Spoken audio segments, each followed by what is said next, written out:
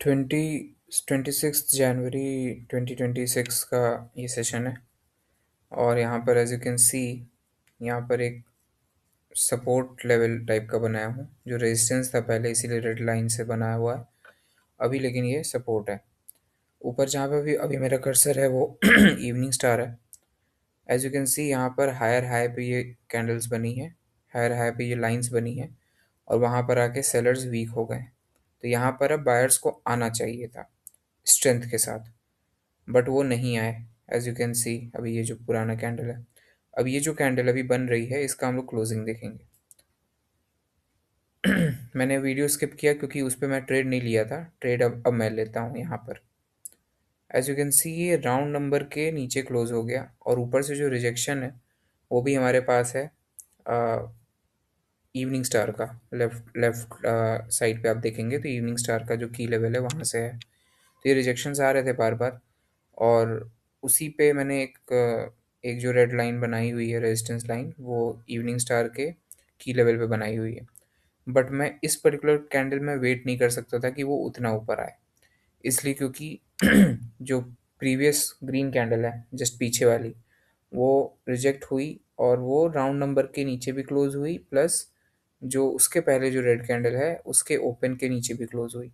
जब भी ऐसा होता है तो वायर्स का वीकनेस काफ़ी है यहाँ पर, और स्पेशली उस जगह पे जहाँ बायर्स को स्ट्रांग होना चाहिए था। स्ट्रांग क्यों होना चाहिए था? जो कि अभी मैंने थोड़ी देर पहले चार्ट पे दिखाया कि ये हायर हाई का लेवल है, जहाँ पे सेलर्स वीक हो गए थे, तो बायर्स को स्ट्रांग होना चाहिए था। तो इस तरह से यहाँ पे ये पहला ट्रेड विन हो गया। अब सेकंड ट्रेड पे आते हैं। यहाँ पर एज यू कैन सी, फिर से वहीं पे इवनिंग स्टार का की लेवल पर आ रहा है, और इसकी क्लोजिंग हम लोग ध्यान देंगे। ये तो वो की लेवल के नीचे ही क्लोज हुआ, इसलिए मैंने डाउन के लिए ले लिया। ये राउंड नंबर के ऊपर क्लोज हुआ है, लेकिन पिछली बार जिस कैंडल पर ट्रेड किया गया था, तो उसमें राउंड नंबर के नीचे ग्रीन कैंडल ने क्लोज किया था, बट यहाँ पे राउंड नंबर के ऊपर ग्रीन कैंडल ने क्लोज किया है, बट वो रिजेक्ट होके और इवनिंग स्टार की लेवल के नीचे क्लोज हो गई। इस रीज़न से मैंने यहाँ पे डाउन के लिए ट्रेड लिया। ये आज भी 3 कॉन्जिक्यूटिव विंस हो गए मेरे, तो आज भी कोई खुश होने वाली बात नहीं है। हमें बस अपने सेटअप पे ध्यान देना है, एग्जीक्यूशन पे ध्यान देना है कि अच्छे से अच्छे एंट्री से हम लोग एंटर कर पाएँ ट्रेड में।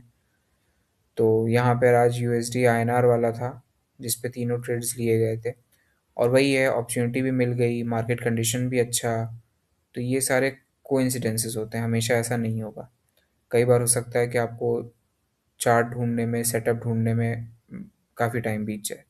उसकी वजह से फोमो होने लगे, उसकी वजह से आप गलत एंट्री ले लो। तो ये सारी चीज़ें, चैलेंजेस आते हैं। अभी सेकंड ट्रेड विन हो गया, अब थर्ड पे आ जाते हैं। ये ऑलरेडी मैंने ट्रेड ले लिया था, तब मैंने इसकी रिकॉर्डिंग ऑन की थी। तो इसमें भी वही रीज़न था। जो पिछला ग्रीन कैंडल है वो बहुत अच्छे से रिजेक्ट तो नहीं हुआ था, बट वहीं पे क्लोज हो गया था, जहाँ पे इवनिंग स्टार का जो की लेवल है। अगर इसको इसको ब्रेक करना होता तो मैं ये एक्सपेक्ट कर रहा था कि एक सिंगल कैंडल आती, ग्रीन कैंडल बड़ी सी, और वो एक ही बार में ब्रेक कर देती। इस तरह से ब्रेक करने के चांसेस बहुत कम रहते हैं कि एग्जैक्टली रेजिस्टेंस पे क्लोज हो, और उसके बाद एक और ग्रीन कैंडल आए और वो ब्रेक करे। तो थोड़े होता है मार्केट में, लेकिन प्रोबेबिलिटी कम रहती है, स्पेशली इस मार्केट कंडीशन में, जहाँ पे इवनिंग स्टार का की लेवल काफ़ी इंपॉर्टेंट रोल हमेशा प्ले कर रहा है। पिछली बार भी जब सेलर्स आए थे इससे चूके, तो वो नीचे तक गए थे। तो इस बार भी कुछ ना कुछ रिएक्शन उनको शो करना ही था। इसी बेसिस पे मैंने ये ट्रेड लिया। तो रेंज बाउंड जब भी मार्केट मिल जाता है तो उसमें हो जाते हैं ट्रेड्स, अच्छे मिल जाते हैं। लेकिन वही है, अपॉर्चुनिटी पर ध्यान देना होता है कि कैसा मार्केट है, अपॉर्चुनिटी मिल रही है कि नहीं, और एंट्री हमारी सही हो रही है कि नहीं। तो इन सारी चीज़ों का ध्यान रखना है। और वही वाली बात, अभी कल को मेरा एसएल हिट हो सकता है, नॉट अ बिग डील। हमें बस और बस एग्जीक्यूशन पे और अच्छे ट्रेड्स पे फोकस करना है, और बस कोशिश करना है कि हमारे ट्रेड्स अच्छे हों। That's it.